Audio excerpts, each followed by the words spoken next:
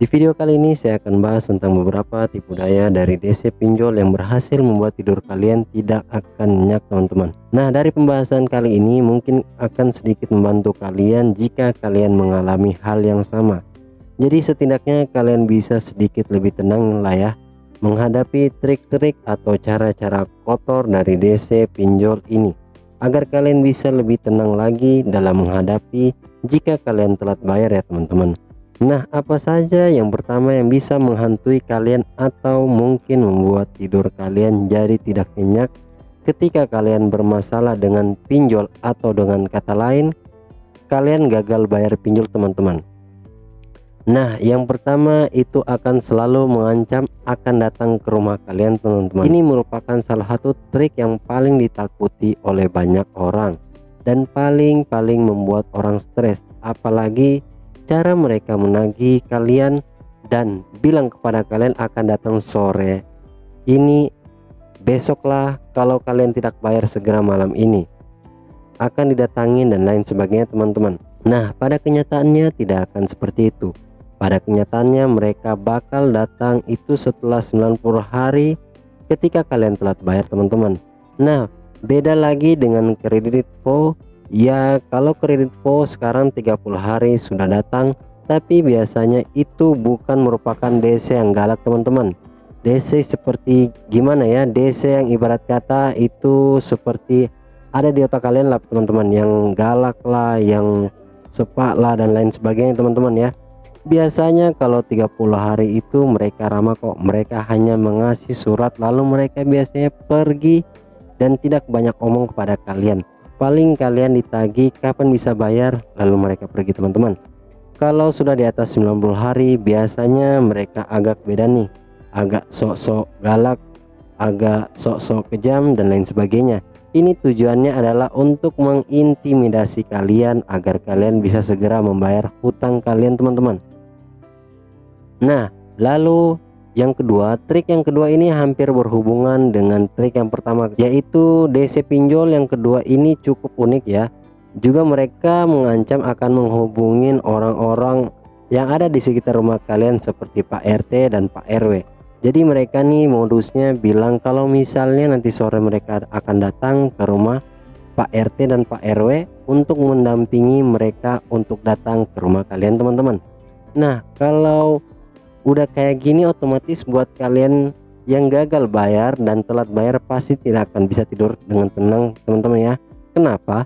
Kalian pasti akan berpikir nih untuk kalian, wah bakal malu nih, gimana nasib gua seumur hidup tinggal di komplek ini kalau misalnya Pak RT dan Pak RW nya tahu saya gagal bayar, telat bayar pinjol, bisa malu di seluruh keluarga saya dan lain sebagainya teman-teman. Ini adalah pikiran-pikiran yang menurut saya tidak perlu teman-teman ya.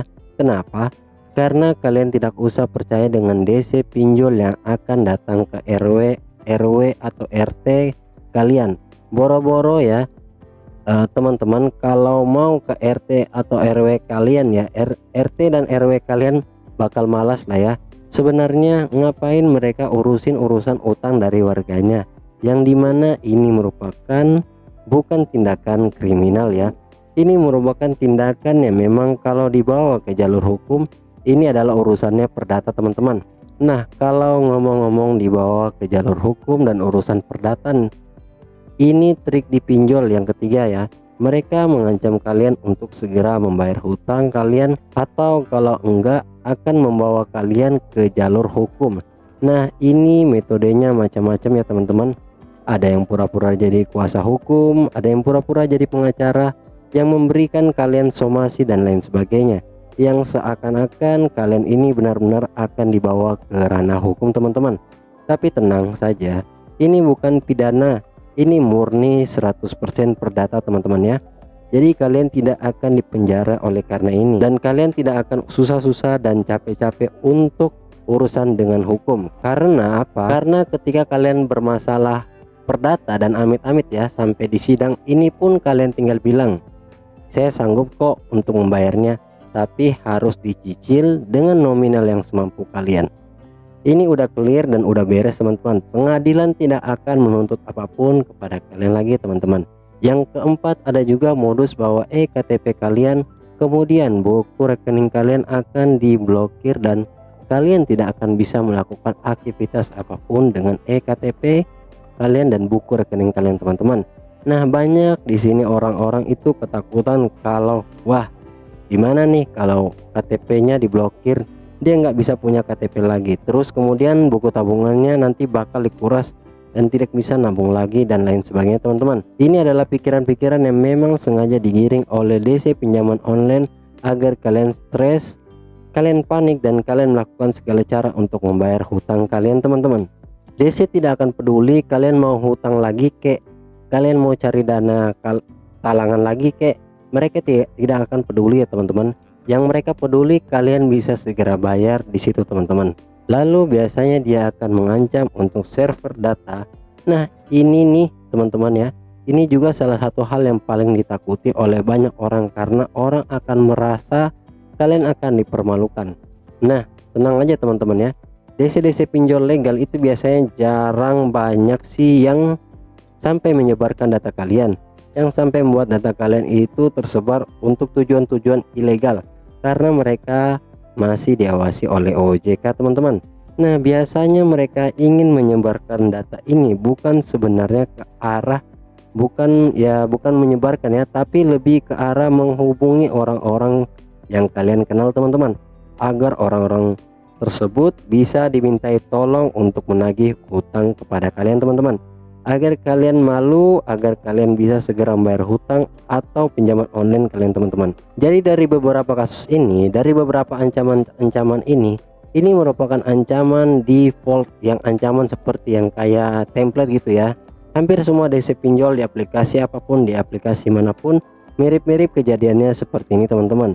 Nah, semoga video ini bisa bermanfaat dan semoga video ini sedikit memberi kalian gambaran jika kalian nanti menghadapi DC pinjol, kalian harus bersikap seperti apa.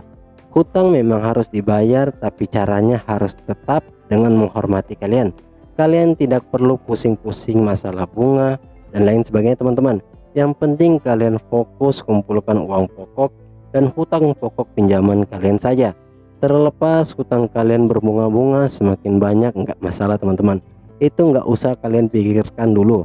Kalian kumpulkan aja pokok kalian dan kalian ketika ditagih nanti, ketika uang yang sudah terkumpul kalian tinggal negosiasi kepada mereka teman-teman, apakah kalian bisa untuk membayar pokoknya saja dan ini semuanya dianggap lunas atau tidak.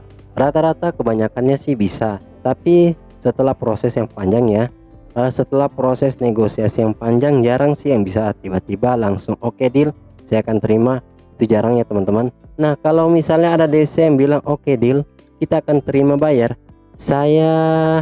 ini harus kalian hindari ya teman-teman. Kenapa? Karena banyak penipu di sini yang menyebabkan uang para debitur atau para nasabah tersebut hilang dibawa kabur oleh DC pinjaman online teman-teman. Oke ya teman-teman, semoga video ini bisa bermanfaat, semoga video ini bisa memberi kalian ketenangan lagi sehingga kalian bisa tidur lebih nyenyak lagi dan tidak takut lagi akan ancaman-ancaman dan debt collector dari pinjaman online teman-teman. Terima kasih sudah mampir di channel YouTube Deva ID. Jangan lupa untuk klik like, komen, dan juga subscribe agar channel ini terus berkembang teman-teman. Assalamualaikum warahmatullahi wabarakatuh.